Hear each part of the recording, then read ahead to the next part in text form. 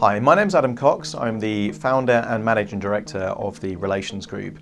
And one of the things that quite often I will discover when working with brands, particularly marketing managers and brand managers, is the overall perception that somehow marketing is advertising and advertising is marketing. Now, obviously, advertising can be a significant proportion of marketing, but quite often the brand managers and marketing managers will look at advertising as their key responsibility and then just assume that PR is the responsibility of the PR agency or the PR team, and it's not really something they want to get involved with. That's quite often delegated to someone else responsible for that. But strategically, from a marketing plan, PR should be considered a vital component to complement and work alongside the overall marketing and advertising strategy, rather than just assuming that marketing is advertising and PR is PR and not linked to what marketing is all about. So one of the key things that we find is that quite often advertising is the preferred route when looking at marketing budgets, mainly because there is a culture of justification and return on investment. And what you tend to find is that whereas the PR team will be looking at the relevancy and credibility of the coverage, quite often the marketing team will really focus on advertising because it's something where they can actually demonstrate, quite often, particularly if it's digital advertising, return on investment and granular levels of analysis to justify that spend, which is fine and it has its place. But advertising can be very, very good at certain things. Pay-per-click, for example, can be very, very good at guaranteeing a certain level of traffic. Okay, but the downside is that you can always be outbid by someone else for a period of time. Above-the-line advertising, things like TV, billboards, are quite often chosen on the basis of brand positioning or brand awareness. The ROI that you can demonstrate from things like 48 sheets or kind of TV or cinema advertising tends to be a lot more trickier than digital advertising, but the justification is that you can build a brand through advertising. But when you think about it, some of the biggest brands of today were built not on advertising but through PR. Brands like Google, Tesla, Facebook, YouTube, Snapchat, none of these were advertising in the first few years of their existence. The role that enabled them to really establish their brand was public relations. It was that word of mouth. It was them being known for being credible and good in their particular niche, not because they simply outspent anyone else. So sometimes advertising is still seen to be the method of building a brand. In the book, the Fall of Advertising and the Rise of PR, Al Ries makes the argument time and time again that actually it's PR that's the catalyst to really build a brand, and advertising is the relevant tool to defend a brand. Now, anyone could pick examples that could contradict that statement by looking at things like specific pay-per-click campaigns, but generally speaking, I would agree with that statement that some of the biggest brands are actually built on PR and word of mouth.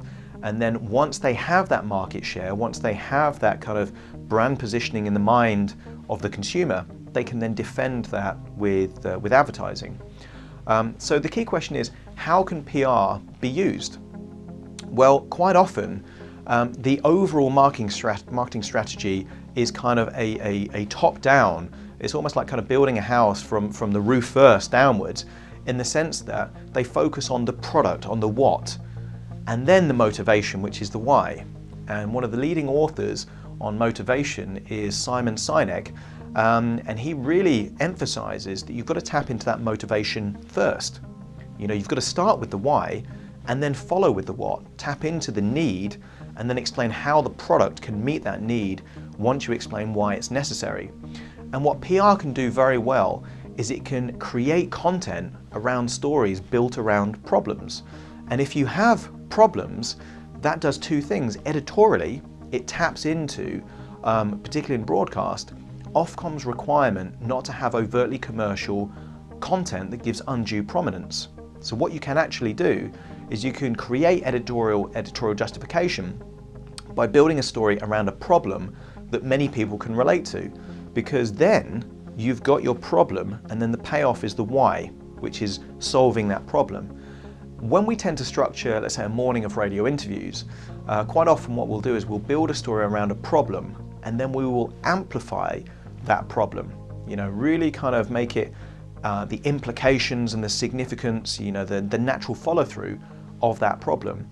And then it tends to be that around question 4, question 5, we'll then start talking about the solution.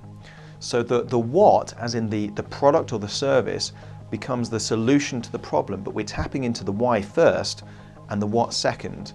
And the final question is normally, where can we find out more information? So what I would say is many companies, particularly marketing and branding teams, they're just looking at things mainly from an advertising perspective, and there's many different slices of the marketing cake. Not just advertising and PR, you've got lots of things like, kind of exhibitions, referral systems, direct marketing, email marketing, they're all part of that. But if we're looking at advertising and PR can really complement the advertising strategy by giving the audience what advertising lacks. And what advertising lacks, generally speaking, is credibility. Even a 6 or 7-year-old, studies have shown that they will be able to see that an advertising message shouldn't really be trusted because it's self-serving and in the interest of the advertiser. Whereas PR, even adults quite often will hear a PR story and say things like, oh, I heard that somewhere, or I saw that in the news. They don't have the sensory acuity or the awareness that they are being communicated with a marketing or a PR message. They're seeing it as just part of the content, a part of society that they're absorbing. So if we can tap into a problem, then we tap into the why, we tap into the motivation.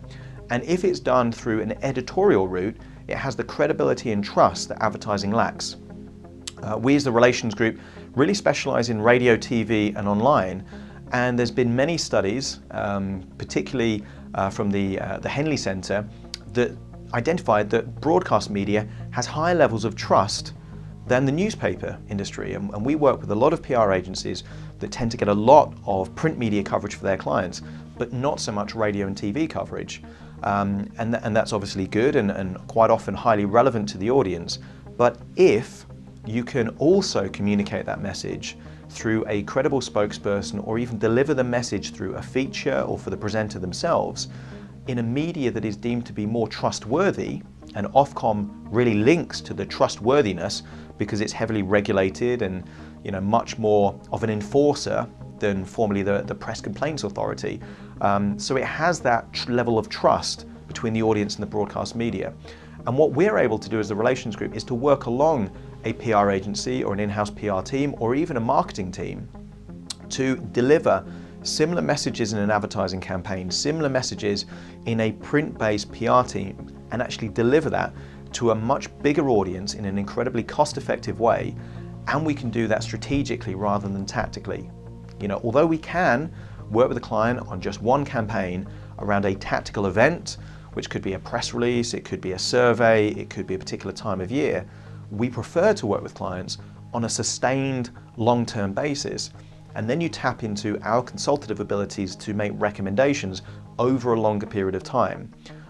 If you are interested in free consultancy, us actually coming out, meeting with you, putting together a plan based on your marketing messages, your brand messages, and even your PR strategy, we can come up with a plan without any charge whatsoever about how we can deliver that message to a much bigger audience in a much trusted way that taps into the thinking strategy and the motivation strategy of potential audiences.